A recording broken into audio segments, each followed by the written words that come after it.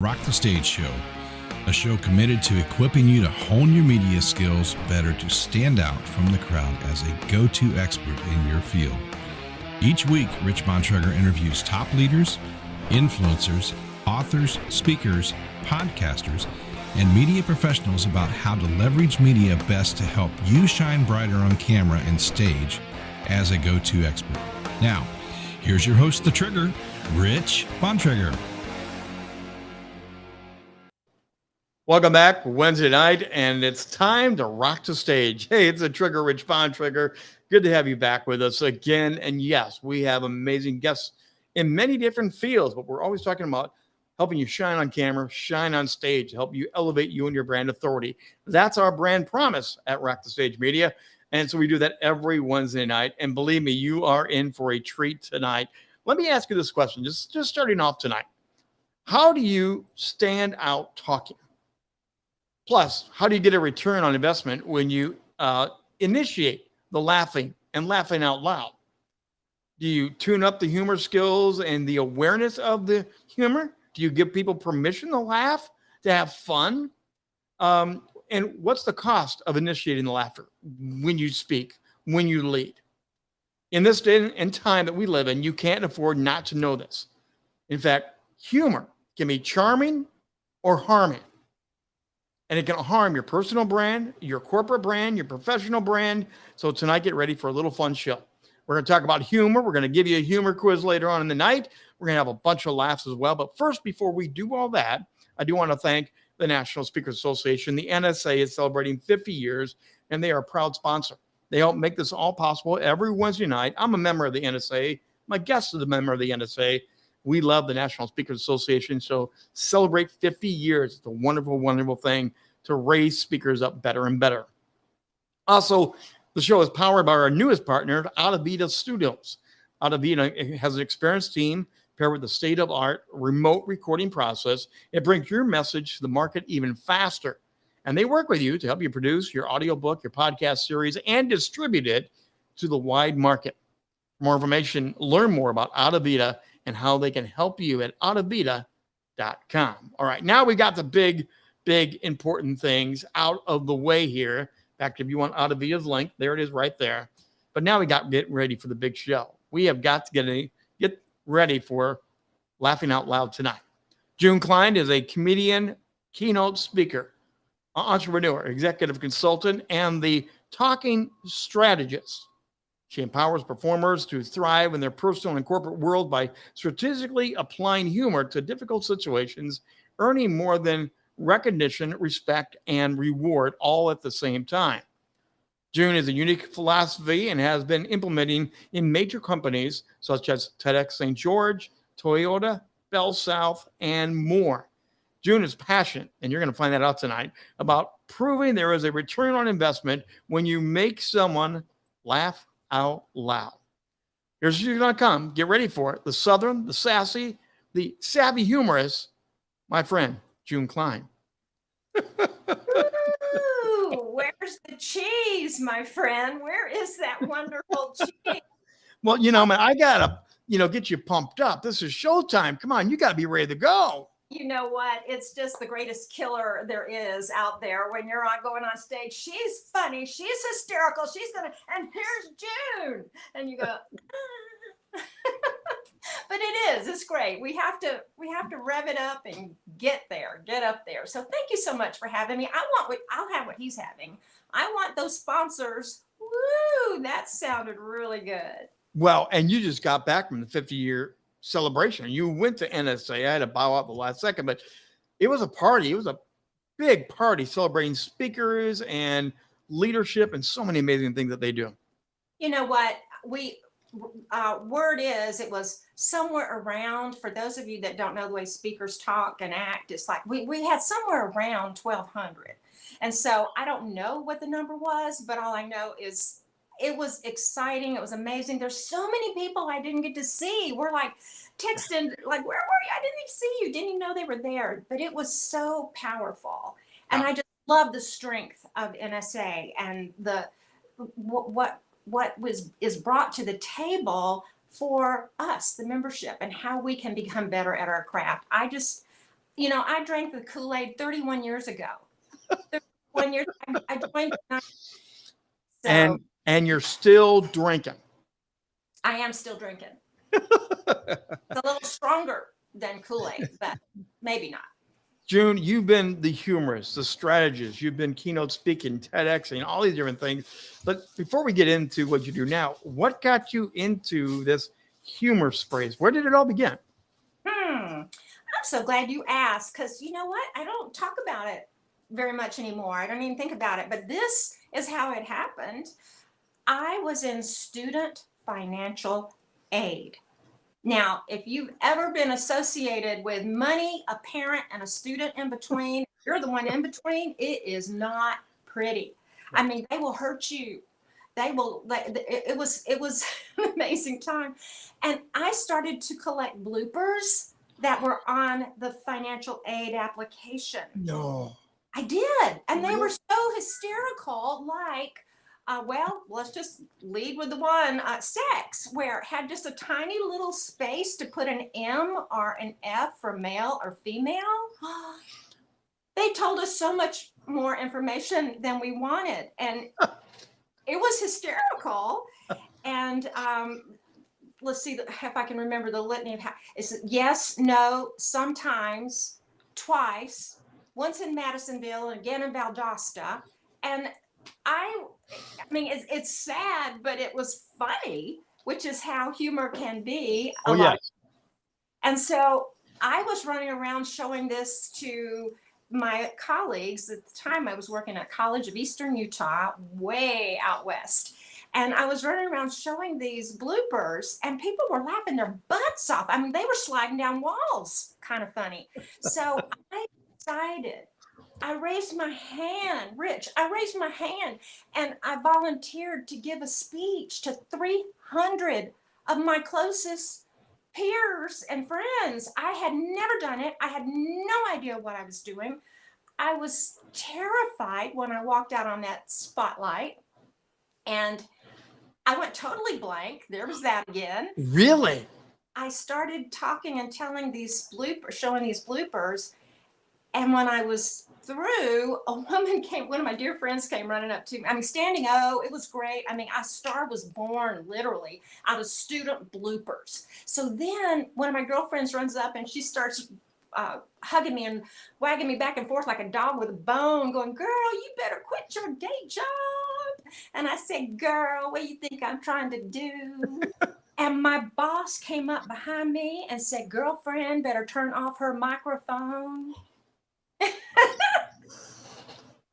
That is a true story. I didn't even know enough to turn off my dang mic. Wow. Well, that goes back to our 2 p.m. live earlier this afternoon with another friend of ours. Deborah Gardner was with us today talking about those embarrassing moments as public speakers. So we're just going full circle here tonight. Let's just keep, because it's so prevalent. I mean, we all have them. Yes. But my question is, do you dismiss them and let them go? Or do you write them down and then do you embellish a little bit? I mean, I didn't embellish. That was the way it was. And then I needed a new job shortly after that. Now, see, that is an embellishment because I didn't. It was, but people started asking me. Yeah. One came up right there and said, how much would you charge to come do this at our association? And I had no idea. I just jokingly said, well, how much have you got? Yeah. He said, we have $1,000 honorarium, and of course we would pay your room and travel. I almost fainted. I would have said $50. Really? And so that, I promise you, 31 years, well, actually it was 33 years ago, because I did that for 2 years before I even knew about NSA. So I'd been doing this on my own, not realizing that there was a community and a family and a place to really grow up and be a professional at this. Well, and there are different comedic styles. I mean, there is that, but also with comedy, usually in the moment, if you share those embarrassing stories, they remain embarrassing for a while. After a while, they become comedy stories, but there's different styles of comedy, aren't there? Yes. Well, I am so proud to be the one and only who created the comedic styles around the audiences that I had, because I soon figured out not all audiences are created equal. And what I did for one did not necessarily land, deliver, or fall where it did on the previous one. So I came home so disheartened. It was my first ever week of 4 speaking engagements, 5 cities right back to back. Crazy. Do the math on that one. I'm not sure how it works. The thing is, I sat down totally despondent because that last, that last group of engineers that I did, and that doesn't sound exactly right, but the point is they were just sitting there like this. They were analytical. They were, right? And that's not your normal audience, right? No. And so what I figured out was people were either crazy, like the student financial aid people were, because they dealt with so much, or they were caring, like nurses and or that kind of caring person, or they were cerebral, which is what we're talking about, the engineers and the people that are more erudite. And I say erudite. Do you know what that means? They're like logical. They're literal. They're very literal people. Well, exactly. And I say that in my audiences, and I say, do you know what that means? And then I say, well, if you don't, you ain't one. And it's the biggest laugh because it's true. And then the caustics are the people that are always pointing humor out, and just, it's very harsh and it can be very hurtful and it can harm marriages, relationships. It's crazy how those four quadrants, those 4 styles, I could then figure out the audience, and if I wanted to continue to do that audience because it was too much work. Yeah. So that's how that comedic style came about. But you also do corporates, because again, I talked about some company you work with. So this transitions not just to the speaker stage, but to the consultant stage, to the business stage, because we all sit around our corporate meetings, we all strategize and talk and work with our teams. And sometimes our humor doesn't run off as like we thought it would with our teammates, does it? It does not. It can charm or harm, help or hurt. It can cost you your job. And I do know people that it did. One story, student financial aid, and we were all in a circle chatting, and one of the guys was very, very caustic and very crazy. And you can be combined in those. Okay. The quadrants, you can have overlap. And I'll just go ahead and give it away that the safest place to be is in the caring quadrant, which is where people, they're just much more open and wholesome and willing to tell on themselves and all that. But if you can get to the center of that comedic styles and can receive all of them, then that really makes a difference with how you're viewed and how you're seen. But with this particular case, the woman was very insulted by what this colleague had said. And she said to him, well, you can kiss my, and I'll bleep right there. She turned around to walk away. And there was about 3 steps in the event room where she had to go up. And he ran over and did just that. And the lawsuit was really quick and really, it didn't end well. But for him. So that's my point, is you don't know how it's going to land with someone. You've got to really know who your audience is. Well, it's know your audience, yes, and be self-aware. Because I told you backstage, back in the green room, that sarcasm is my number one thing to go, because I'm not a comedian. I don't remember the punchlines. I always blow it. So I'm tongue-in-cheek. I'm kind of sarcastic in nature, and most of my family is, I'll admit that. So if I'm not reading the audience right, if I'm not being self-aware, I'm setting myself up for my own failure with my own talk where I'm trying to succeed. So much. You really are. And it can be just that throwaway line that nobody forgets. And the only thing that gets thrown away is you, because you're not invited back anymore. By the way, for our studio audience today, if you want to ask questions, give us support, drop in the chat. Feel free to join the conversation with June and myself. But there is a cost to this. And How do you manage that? How do you coach that? Help people to understand you can't just push this aside as, oh, it's okay. It was just a moment. There is something to work on here, isn't there? There is. And what I would like for you to do from this day forward, well, it's you go ape. So let me just play with you a little bit. You're going to go ape, and you're going to have your hands up, and then you're going to add your mouth, ooh, ooh, ooh, and then you're going to act like you're eating grass, because that's what apes do. Okay. See, I start my keynotes sometimes that way. And You do. especially the more erudite they are, I will, because it shakes them up and it makes them think, oh no. And then when we get into the meat of this ROI of LOL, they're sitting there with arched eyebrows going, oh my God, I do that to my family. I just did that to my boss. And it's fascinating, because we have to realize what we're doing and how we're doing it. So there are different layers other than just the 4 quadrants. On 2 of them, you decide the humor is pointed in. So again, my tip to you, especially if you're in a situation where there's hierarchy, and this is how I maneuvered through some corporations, and only to find out that the one that's causing the most problem is the boss, because he's slamming everybody with sarcasm, and they think it's funny because that's the way he grew up. He thinks it is, and it is so not funny.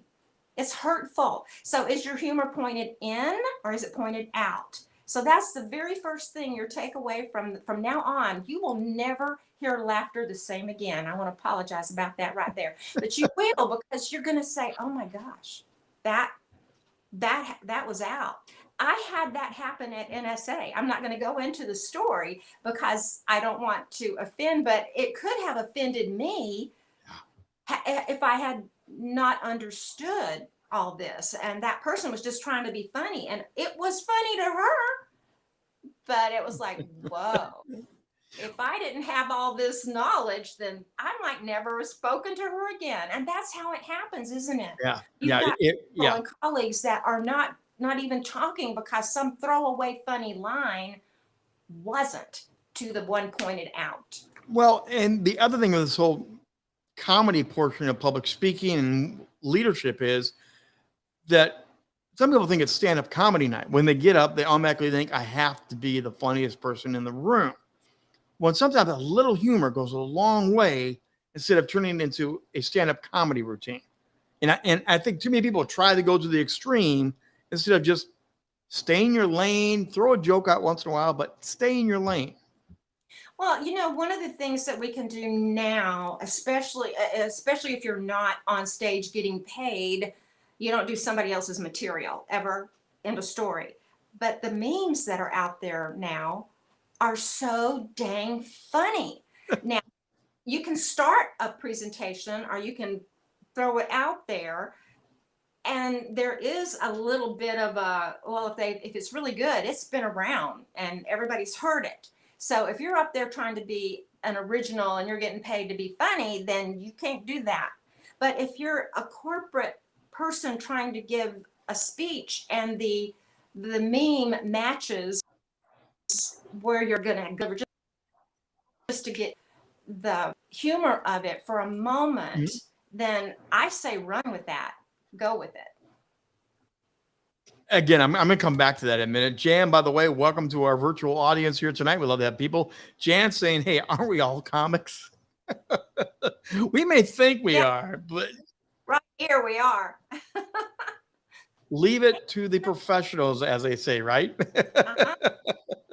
Yeah. But I love the meme idea, because I was listening to another podcast. Some Hollywood actors were talking, and they said, so what's your favorite meme to send to your friends? They all have now their own favorite meme because they're all over the place, like you said. And they got talking about the different ones, and they kept interrupting each other. Oh, I know that one. I've sent that. And you can incorporate those little things that help you add comedy without being a comedian. Exactly. And you can quote a comedian, and what's your favorite line? I'm totally blank on them at this moment, but there's so many, and especially the memes. Okay, I'm not even gonna try. I allow this to go blank and then Well, okay. a dramatic pause. So let me ask you, idiot moments. We all have them. They're bound to happen. What do you do? Should you actually create them? Do you embrace them? Do you let them be ignored? What do you do with those idiot moments? Oh wow, it so depends. Uh, no, that's not a right reference. It's a matter of the situation. It really is. So there are times when you just go ahead and run with it, and it will become the better moment, and you're owning it, and it's yours. I just did comedy night at NSA, 7 minutes. I had 7 whole minutes, and it was fun. It was awesome. And when I was going off the stage, the MC, one of the MCs, was coming on stage, and I was trying to hand him the mic, and he wasn't focused on me. He was focused on where he was headed with the. And so I just made a U-turn, and then I went back, like, because I was trying to give him the mic, and it was funny. It was being in the moment of, here's the mic. Okay, no, it's not the mic. I'm gonna, and I took it off and handed it to the person that was off stage. So, but it was just a funny little moment that you can't let that go by. No. And it turned out to be a big laugh for the evening. Well, and that's another part of, again, because I'm not good at the pre-scripted humor, I have to learn, and I'm good at it. I love the impromptu. That's why I love doing live shows. I've done live all my life. There's so many impromptu moments. You seize them, you grab them, you do add a little twist and a little spin, but it's fun to be impromptu, and because you can freewheel anywhere, can't you? You can.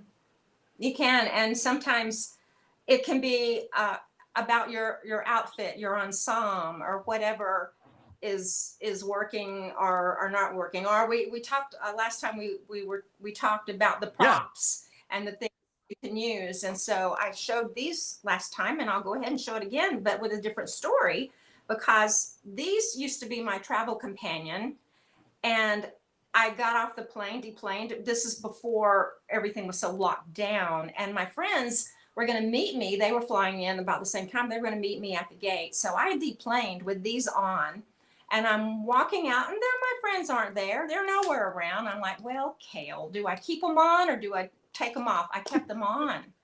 And they will give you a wide berth when you are walking down a terminal with these on. And it was just hysterical to watch, and kids pointing, and I created fun. And then that became part of my routine and my story. So, well, and again, those are the things that when you learn how to use them, and when that impromptu moment comes, own it. Make it bigger than just a moment. Turn it into the shtick, the opportunity. well, let me share one time that I cannot recommend. And that is, as the officer approached my car, I thought, I think we'll just have a little moment and have some fun with this. And I put these on. I said, sir, I decided that one of us should have a sense of humor about this. Guess who it wasn't? Flat line. Ma'am, would you get out of the car? I mean, I was almost arrested. He told me never to do that because it was a disguise. I mean, it wasn't good. Don't do that. They're just your corrective glasses. These are my driving glasses. That's all they are, officer. You can't drive without these. What? Yeah. How can people learn their comedic style? Because people are naturally cracking jokes, having fun. They're in the rhythm of it. But you go back to helping people learn it so they can implement it right, so it doesn't fall flat. What are some things besides your test? We're going to get to the test a little bit, but what are some things that they can start learning or being aware of? Well, it's just like that first tip I gave you. Just notice awareness, permission, and fun. We went APE for a reason, and that stands for APE, awareness, permission, and fun. Okay, some of you are doing the math, and that's usually, I see the eyebrows. They're on top of the nose. And I love this, especially with my erudites, because I have flipped it and switched it because nobody's going to remember APF, awareness, permission, and fun. they're going to remember going Yeah. ape, though, that they have to heighten their awareness to start noticing. You would be amazed at how much humor we let go, or we don't remember, or we don't write it down, or we don't stick it in that memory bank that, oh, that happened. I locked myself out of my car. Oh, really? The window was down, and you could have, and then that has happened. That's one of the stories that one of my friends tells. But the point is awareness. Be aware of what's funny. Lock it in. Permission. Give yourself permission to be a little more playful. And then the F is for have fun, and E doesn't, it didn't do anything except help enthusiasm and excitement, APE. Then I bring it back to whatever that group may be about to make the E fit for those erudites who are still upset for having to go A. Deborah Gardner just joined us with a big amen to support you there, by the way. And she is not an erudite at all, by the way, not at all. Oh, really? Now, but see, what you're doing is paying attention. And if you just remember those categories, you can start putting people in them. Are they crazy? Are they willing to do something stupid and put it on their head? Are they more caring where they're just going to support you because of that? Are they more erudite that they're not going to? And then the caustics are just going to be caustic. It's harsh. It's pointed out. And you can start to put the people that you are involved with that are really integral to your work or profession or personal life. I invite you to really look at the words when you take the test and the quiz, and you understand what words they are, and that'll tell you whether they can receive your humor as well as you're giving it or not. And again, we're going to show the test in just a few moments. My mind's just going because I'm thinking now about when I connect with someone booking me, when I connect either with an agent or a booking person or a company, is it a good question to say, look, I like to do a lot of humor.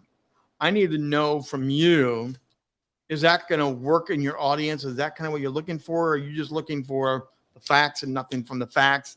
Should you check with who's hiring you to see how far the humor range goes? Or do you just go for it?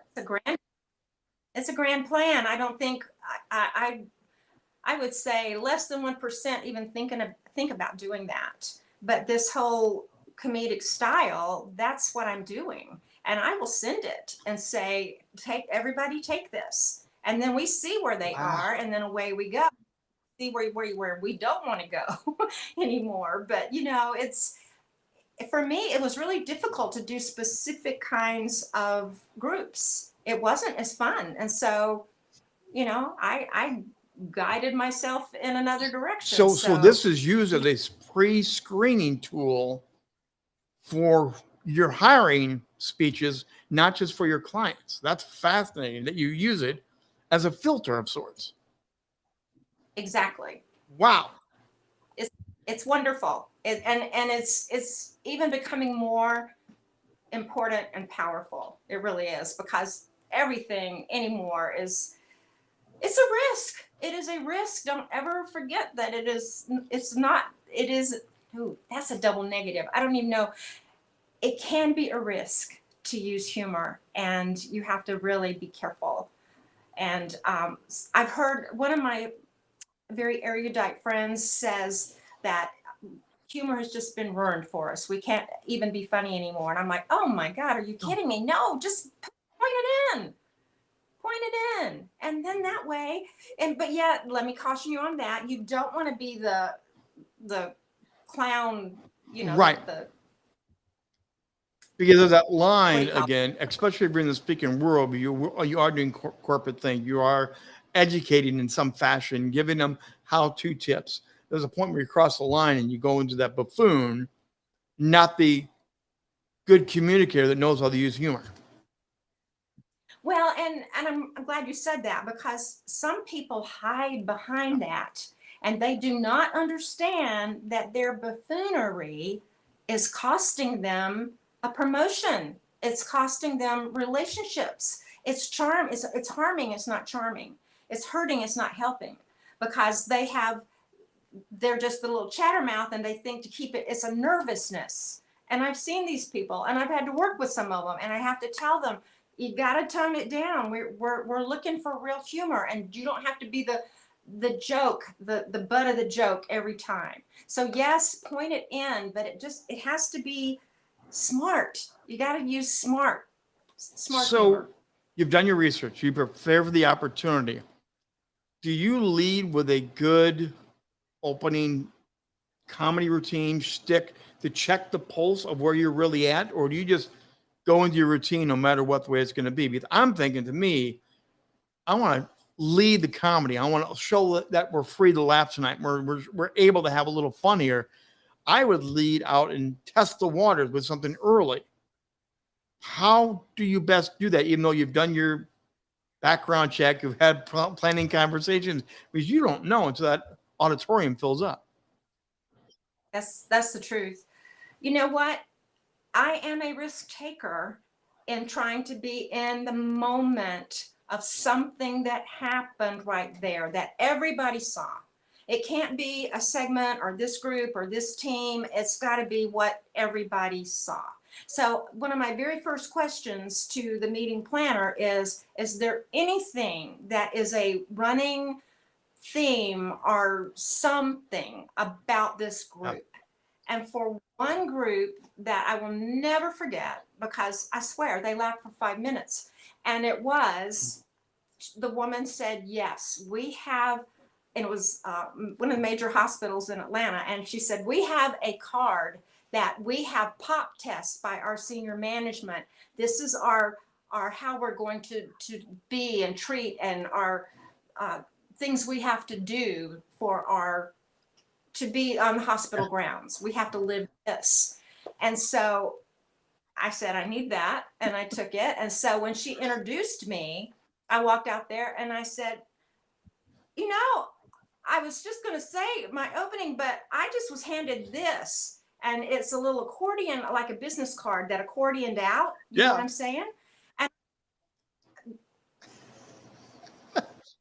now, see, that's rich. That's rich, and it's golden, and you pray for those moments. You just do. And then there's another time where it was about somewhere around 1,000 people in the audience, and Bob was MC, and he said, well, we got a comedian today, so I thought I'd start with some jokes. And I'm like, please don't, but they do. And so he did, and it was awful. They were awful. And so when I walked out on stage, I said, Bob, a word of advice, don't quit your day job. And I thought it was funny, and they booed me. They booed me because Bob had been their MC for 15 years. Do you see? Yes. So there's no yes or no, Rich. It gives me goosebumps to say, you know, those are angel hugs for me. It has to become innate and a feeling, and you just have to know you can sell it or not sell it, and that comes from years, and that's why you want somebody that has worked this whole thing, so that you know what's going to work and what's not going to work. And I do have people that'll say, I'm thinking about doing this. I'm like, okay, tell me more. I don't think I'd do that. But then you have to have the courage to go ahead and do, if you could sell it, because being over the edge, being on the edge. One of my very first ever comedy coaches was a man, we lost him this last year. And he said, the trick is to go to the edge, but not go over it. And I've heard that from many different people, that play it big, go for the whole. I mean, if you're going to do it, you do it. But then there's that line that you've gone too far, but you do want to go as big as you can go. Play it up as big as you can. Over amplify certain words and certain phrases, but then you also want to stop at a point, because then it becomes that slapstick, stupid humor. Well, and I love that you said that, because playfulness with words is one of the most powerful things you can do. Like one of my favorite words is particularly, and it's just playing with it. I mean, there's so much intricacy to this. It's really fascinating. That's why I love it. Well, we do have an amazing test quiz from June. This is what she uses herself. She's mentioned a few times. Grab your phone, scan the QR code. Tell us a little bit about this test that can help us all. It will, let me see. I want to scan that myself. See what happens here. See what you did for me. Okay, let me see. That's interesting. She's Okay. testing. So it is, you're going to take this quiz and you're just going to check off words that indicate how you initiate humor. It's the initiation. You want to know how you do it. And so if you're checking off words, let me see. We've got sarcasm, cynical, hateful, harsh. We've got physical, outrageous. I'll just give you a couple of all of them. The caring is harmless and responsible, positive, satirical for the cerebrals, smart, dry, irreverent. So once you start checking all those off, then you'll end up in one of the boxes. And you can be a combination, and then you'll get a short video of what your comedic style means for you. And so when you get this, you'll get an email from a Word doc. So check your emails and make sure, and that will give you the response. And then, heck, I'd love to have a conversation and see what else you need to know or where else we need to go. It's just a fun way to get people to understand really the importance of you initiating laughter. There's so much power in it if it's appropriate and if you do it right. Well, and I think laughter is really, really needed. We're in a time and place in our world that I think we all need to take a deep breath. And I think we're at a place where we need permission. And I think as speakers, as influencers, I think we have that ability to help lead and bring some of that back. And I think it's desperately wanted and it's missing. That's just my own opinion on my soapbox for a minute. But I really think the power of laughter is really a powerful thing that we don't use enough in our lives.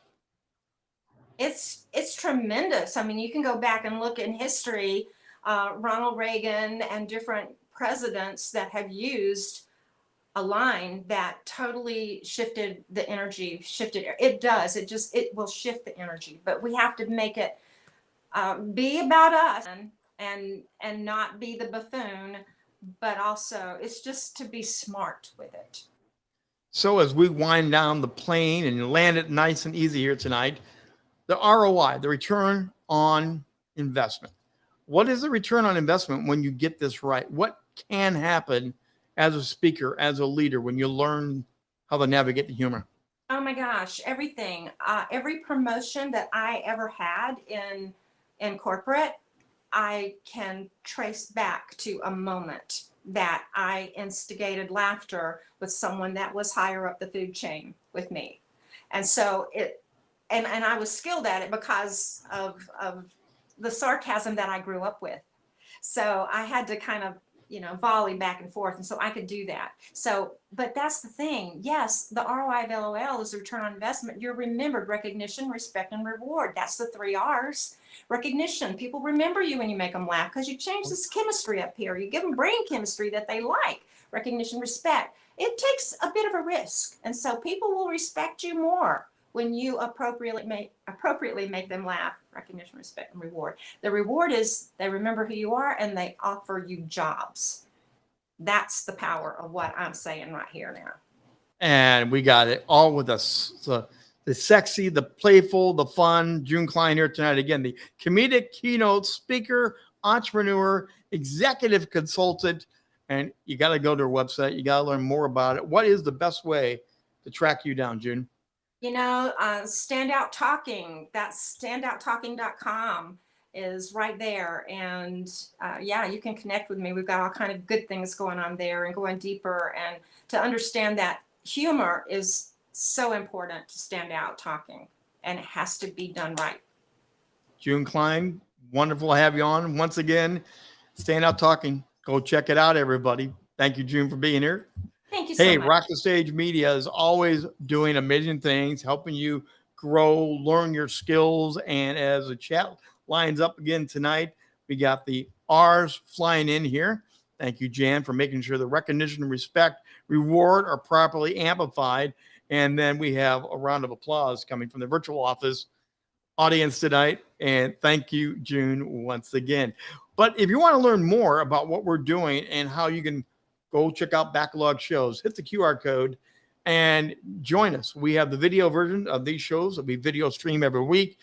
And we also have the new audio podcast. This is going to be taken, and Audavita, who's helping to produce our show now, Audavita is going to work their magic behind the scenes, turn into an audio podcast, and put it up on the many different platforms.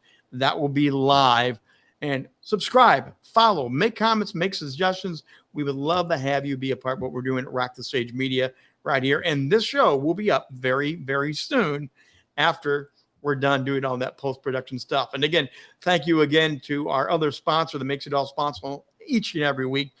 We have the National Speakers Association to thank for that. The NSA, and again, they are an amazing organization helping to train, equip speakers to go higher and higher. And they're celebrating 50 years of helping people like Jan and I and many others get better and better and get on more stages. So we love the National Speakers Association. There we go. As we wind down, Jan's going to bop in one more, John. Thank you, Jan, for the compliment. Always a pleasure to have you around and join us. Don't forget, Rock the Stage goes live every Wednesday night, 7 o'clock Eastern Time, streaming live on multiple channels. We're here simply to help you shine on camera, shine on stage, to elevate you and your brand authority. We'll be back next week for another edition of How to Rock the Stage.